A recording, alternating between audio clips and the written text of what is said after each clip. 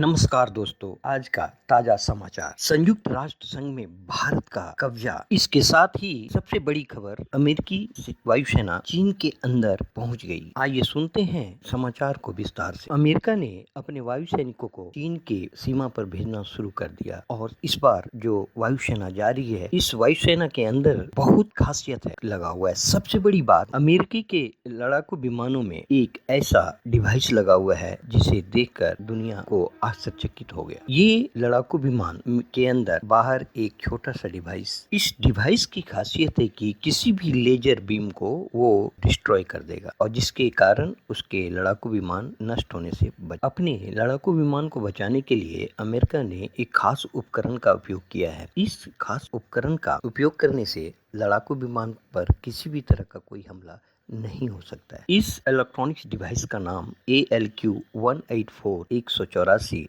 Electronics counter measure self electronics pods भी दिखाई दे रहा है। यह पॉड्स विमान को दुश्मनों के रडार, जैमिंग और इलेक्ट्रॉनिक्स हमलों के खिलाफ सुरक्षा प्रदान करता है। आपको बता दें, चीन के पास ऐसे बहुत सारे रडार हैं जो दुश्मन के लड़ाकू विमानों को बिना गोली चलाए, बिना मिसाइल दागे ही उससे तबाह कर सकते। इससे बचने के लिए अमेरिका ने इलेक्ट्रॉनिक्स डिवाइस का उपयोग किया है। इस डिवाइस के कारण अमेरिकी के हर लड़ाकू विमान सुरक्षित हो गए, जिसमें से जापान में भी तैनात F-16 विमानों में भी इलेक्ट्रॉनिक डिवाइस का उपयोग किया गया है। चीन की आक्रामकता को देखते हुए अमेरिका ने F-16 लड़ाकू विमान हथियारों के साथ सीमा पर कर दिए। अमेरिकी वायुसेना के F-16 लड़ाकू विमान ने चीन के नजदीक उड़ानें भरी।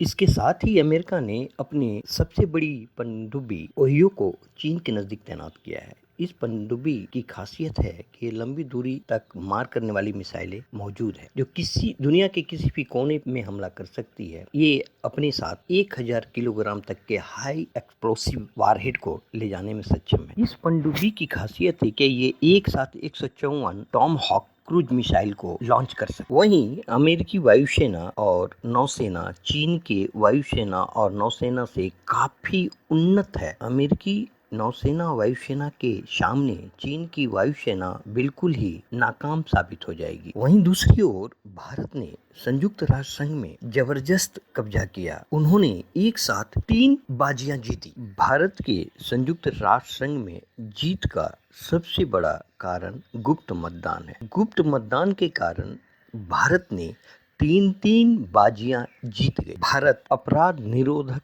एवं आपराधिक आयोग का मेंबर बना, जिसमें भारत को मौखिक अनुमोदन के साथ अपराध निरोधक एवं आपराधिक आयोग में 1 जनवरी 2022 से शुरू हो रहे 3 साल के कार्यकाल के लिए चुना गया है। वहीं दूसरा सबसे बड़ी विश्व खाद्य कार्यक्रम में भारत को कार्यकारी बोर्ड में जगह मिली, जिसके अंदर इस बोर्ड में फ्रांस, घाना, रूस, स्वीडन को भी अनुमोदन द्वारा निर्वाचित। ये कार्यकाल 1 जनवरी 2022 से उसका कार्यकाल शुरू हो।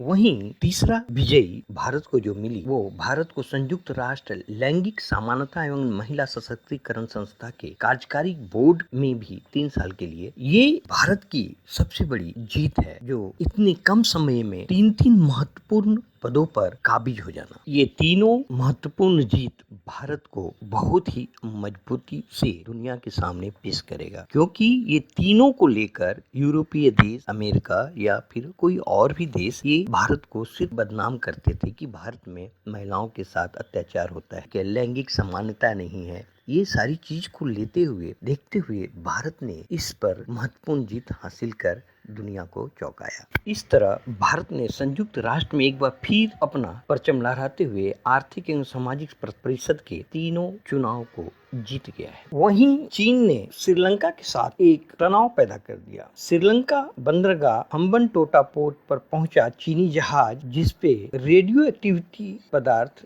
यूरेनियम मिलने के बाद श्रीलंका ने तुरंत बंदरगाह छोड़ने की अपील की। चीन अपनी गलत कार्यों से बाज नहीं आ रहा है, जिसे लेकर अमेरिका अपने फाइटर प्लेन को चीन की सीमा में दाखिल कर ही दिया। चीन के एक जहाज में रेडियो एक्टिविटी पदार्थ यूरेनियम मिलने के कारण श्रीलंका ने उसे हम्बनटोटा पोर्ट से बाहर निकलने की तुरंत अपील की, जिसके बाद दोनों देशों में तनाव की स्थिति पैदा हो गई। ये जहाज चीन के लिए जा रहा था, लेकिन कुछ तकनीकी दिक्कत होने के कारण हम्बनटोटा बंदरगाह पर रुका हुआ था, लेकिन श्रीलंका अधिकारियों ने इसे तुरंत छोड़ने को। श्रीलंका एटॉमिक एनर्जी अथॉरिटी के अधिकारी ने बताया कि रोटरडेम बंदरगाह से ये जहाज चीन की ओर जा रहा था, लेकिन जब इसमें कुछ दिक्कतें आई तो ये हम्बनटोटा पोर्ट पर की ओर आगे आने लगा। लेकिन तभी श्रीलंका ने इस जहाज में मौजूद रेडियो एक्टिव पदार्थ के बारे में सटीक जानकारी लेकर उसे तुरंत हम्बनटोटा पोर्ट खाली करने के लिए कहा। चीन और श्रीलंका के बीच पहले ही कोलंबो पोर्ट सिटी को लेकर बवाल चल रहा था। अब